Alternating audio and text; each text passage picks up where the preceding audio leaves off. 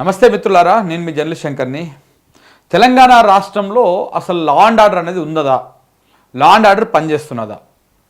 మనము రాష్ట్రంలో కాంగ్రెస్ పార్టీ అధికారంలోకి వచ్చిన కాడ నుంచి ఒకసారి చూస్తే విచ్చలవిడిగా దారి దోపిడీలు కావచ్చు, హత్యలు కావచ్చు, దాడులు కావచ్చు, కేసులు కావచ్చు, విచ్చలవిడిగా పెరిగిపోయినాయి. ఇవాళ ఒక్కరోజే 2 ఇన్సిడెంట్లు జరిగినాయి.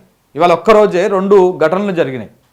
ఒకటి హైదరాబాద్ నడిబొడ్డున ఒక ఘటన, ఇంకొకటి హైదరాబాద్ శివారులో మెదక్ వెళ్తున్నటువంటి రోడ్లో ఒక ఘటన.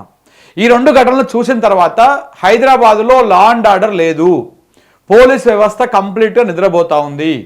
హోంశాఖ మంత్రిగా ఉన్నటువంటి మన ముఖ్యమంత్రి రేవంత్ రెడ్డి గారు అసలు ఆ శాఖ మీద రివ్యూ చేస్తున్నట్టుగా ఎక్కడ కూడా కనపడతలేదు. దాని ఫలితంగా రాష్ట్రంలో నేరాలు ఘోరాలు పెరిగిపోతున్నాయి అనేది మాత్రం చాలా స్పష్టంగా అర్థమవుతా ఉంది. ఒకసారి ఏం ఘటన జరిగిందో చూద్దాం. ఫస్ట్ హైదరాబాద్లో జరిగినటువంటి ఘటన చూస్తే మనము హైదరాబాద్ మలక్పేట అంటే ఆల్మోస్ట్ హైదరాబాద్కి నడిబొడ్డు అనమాట, సిటీ సెంటర్ లెక్క. మలక్పేటలో పట్టపగటి డే టైంలో ఉదయమే హత్య జరిగింది. ఏం జరిగిందంటే హైదరాబాద్లోని మలక్పేటలో శాలివాహన పార్క్ అని ఉంటుంది. ఆ పార్క్ దగ్గరికి చాలామంది మార్నింగ్ వాక్కు పోతారు. అక్కడ మార్నింగ్ వాక్ వెళ్తున్నటువంటి సందర్భంలో అక్కడికి సిపిఐ స్టేట్ కౌన్సిల్ మెంబర్ అయిన స్టేట్ లీడర్ చందు రాథోడ్ నాయక్ ఆయన్ని కొంతమంది దుండగులు వచ్చి కాల్ చేసి చంపేసిపోయారు. 7-7:30 ప్రాంతంలో ఇవాళ ఉదయము 7-7:30 ప్రాంతంలో ఒక వైట్ షిఫ్ట్ కారులో వచ్చి కాల్పులు జరిపి అక్కడికక్కడ ఆయన స్పాట్లోనే చనిపోయాడు. ఇది హైదరాబాద్లో జరిగినటువంటి ఘటన. ఇక మరొక ఘటన హైదరాబాదు మెదక్ హైవే దగ్గర జరిగింది. హైదరాబాదు మెదక్ వెళ్తున్నటువంటి హైవేలో ఓ సైడ్కు కారు ఆగి ఉన్నది. దాంట్లో ఒక డెడ్ బాడీ ఉన్నది, ఒక మనిషి చనిపోయి ఉన్నాడు. ఆయన ఎవరు? కాంగ్రెస్ నాయకుడు, SC cell state secretary Anil Kumar 35 ఏళ్ళు ఉంటాయి ఆయనకు. ఆయన చనిపోయిన ఆయన మీద కూడా 2 బుల్లెట్ గాయాలు ఉన్నాయి. అయితే మొదట దాన్ని అనుమానాస్పదంగా అనుకున్నారు. తర్వాత ఆ బుల్లెట్ గాయాలు అవన్నీ చూసిన తర్వాత ఇది తప్పకుండా హత్యనే అని చెప్పేసి అక్కడ పోలీసులు కూడా ప్రాథమికంగా నిర్ధారణకు వచ్చారు. గాంధీ భవన్ నుంచి ఆయన ఎక్కడి నుంచి పోతున్నాడు? గాంధీ భవన్ వచ్చి వెళ్తుంటే కాల్పులు జరిగినాయంట. ఆయనది కొల్చారం మండలం పైతర అనేటువంటి విలేజ్ చెందినటువంటి నాయకుడు ఆయన. ఈ 2 ఘటనలు ఒకసారి మనం అబ్జర్వ్ చేస్తే 2 కాల్పులే, 2 డే టైంలోనే జరిగినాయి. అసలు రాష్ట్రంలో లా అండ్ ఆర్డర్ ఉన్నదా? రాష్ట్రంలో హోంమంత్రి గారు మీకు హోంశాఖ మంత్రి మీ దగ్గర నుంచి వేరే వాళ్ళకి ఇస్తేందుకు మీకు మనసు ఒప్పుతలేదు. మొన్న 3 కొత్త మంత్రులు కొత్త వాళ్ళని మంత్రివర్గంలోకి తీసుకున్నారు. ఆ 3కి ఒక్కరికి కూడా ప్రాధాన్యమైనటువంటి శాఖలు కేటాయించలేదు. మరి మీ శాఖ నా బీసీ సామాజిక వర్గం సంబంధించినటువంటి మక్తల్ ఎమ్మెల్యే వాకిటి శ్రీగారికి అపయప్తేమైంది? ఇంకెవరికి అపయప్తేమైంది? రేవంత్ రెడ్డి గారి దగ్గరనే హోంశాఖ, రేవంత్ రెడ్డి గారి దగ్గరనే విద్యాశాఖ, రేవంత్ రెడ్డి గారి దగ్గరనే మున్సిపల్ శాఖ, రేవంత్ రెడ్డి గారి దగ్గరనే చాలా శాఖలు, ఇంకా 10 శాఖల దాకా ఆయన దగ్గరనే ఉన్నాయి. కీలకమైన శాఖలన్నీ మీ దగ్గరనే ఉన్నాయి. మీకేమో టైం దొరకలేదు. మీరేమో చాలా బిజీగా ఉన్నారు. మీరు కేసీఆర్ తిట్టే పనుల, లేకపోతే ఇంకొకరిని తిట్టే పనుల, జగదీష్ రెడ్డిని తిట్టే పనుల, చంద్రబాబు నాయుడుకి మంచి చేసే పనుల, ఇవాళ అప్పుడే మళ్ళీ ఇప్పుడు ఢిల్లీకి పయనం కావచ్చు, ఇప్పుడు ఢిల్లీకి పోయే పనుల, చంద్రబాబు నాయుడికి ఏ రకంగా బనకచర్ల విషయంలో మంచి చేయాలి, ఇట్లా మోడీని సంతృప్తి పరచాలి, అటు కాంగ్రెస్ అధిష్టానం మనమే తిరగబడకుండా ఉద్యోగం బీకేయకుండా చూసుకోవాలి. ఈ అన్నింటి పనులలో మీకు టైం సరిపోవడం లేదు. కాబట్టి హోంశాఖ మంత్రి వేరే వాళ్ళకి ఇస్తే అయిపోతుండే. మరి మన డీజీపీ గారు ఉన్నట్టా లేనట్టా తెలియదు రాష్ట్రంలో. అసలు ఆయన ఏం చేస్తున్నారో కూడా ఎవరికి అర్థం కావడం లేదు.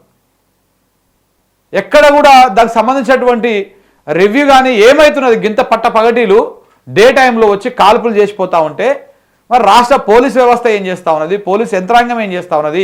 హోంశాఖ మంత్రి గారు ఏం చేస్తూ ఉన్నారు? ఇట్లా ఈ రకంగా జరుగుతూ ఉన్నది. ఒక్కటే కాదు, కేసులు మళ్ళీ ఇదే పోలీసు వాళ్ళు దేని మీద ఫోకస్ పెడతారు తెలుసా? సోషల్ మీడియాలో పోస్ట్ పెడితే కేసు, ఎవరైనా మాట్లాడుతూ కేసు, ఎవరైనా ప్రశ్నిస్తూ ప్రభుత్వాన్ని ప్రజలకు కష్టాన్ని చూపిస్తూ వాళ్ళ మీద ఏదో ఒక రకంగా కేసులు పెట్టాలి, ఇబ్బందులకు గురి చేయాలి, జిల్లాలలో దారుణాలు సృష్టించాలి. ఏదైనా ధర్నాలో లేకపోతే రాస్తారోకో వాళ్ళు ప్రయత్నాలు చేస్తే ఎక్కడికక్కడ ముందస్తు అరెస్టులు చేయాలి. విద్యార్థులను చూడకుండా, నిరుద్యోగులను చూడకుండా వాళ్ళు రాత్రికి రాత్రి ఇండ్లకు పోయి జ్వరబడి అందరు తీసుకొచ్చి స్టేషన్లో పెట్టాలి. దీని మీద ఫోకస్ చేస్తున్నారు. రేవంత్ రెడ్డి ఎక్కడ పోతున్నాడు, ఎవరు ఏడంగా అడ్డం వస్తారని చూసుకొని వాళ్ళకి ఏ మాత్రము ఇబ్బంది కలగకుండా చూసుకోవాలి. దీని మీద ఫోకస్ ఉంది వీళ్ళకి. కానీ ఇట్లా కాల్పులు, పట్టపాటిల్ దాడులు, గనులు పట్టుకొని తిరుగుతూ ఉన్నారు తెలంగాణ రాష్ట్రంలో. మరి ఇదేం కల్చరో ఇదేందో అర్థమవుతలేదు. మొత్తం లా అండ్ ఆర్డర్ ఫెయిల్ అయిపోయింది తెలంగాణ రాష్ట్రంలో. మరి దీనికి ఇప్పటికీ చాలా జరిగినాయి ఇట్లాంటివి. ఇవి కేవలం ఈ ఒక్కరోజు జరిగినాయే, ఈ ఒక్కరోజు జరిగినటువంటి ఘటనలే. ఇట్లాంటివి చాలా జరిగినాయి. వీళ్ళు అధికారంలోకి వచ్చిన తొలినాళ్ళనే రాజకీయ హత్యలు కోకొల్లలు.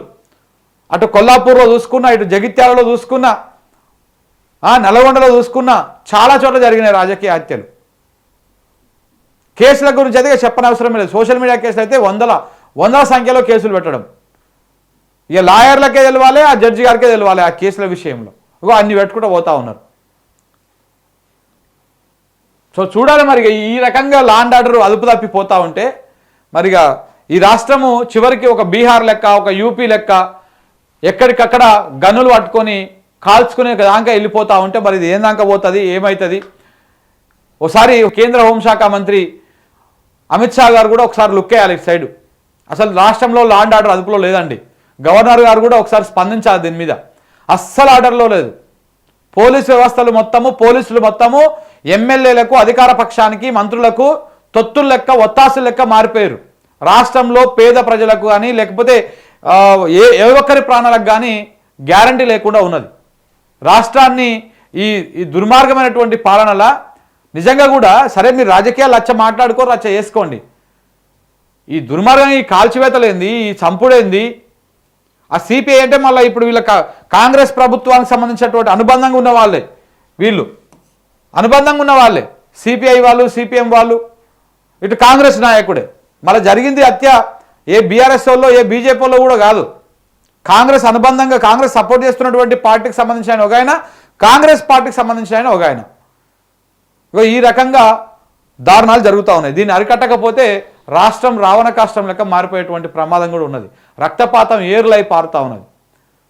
Thank you very much.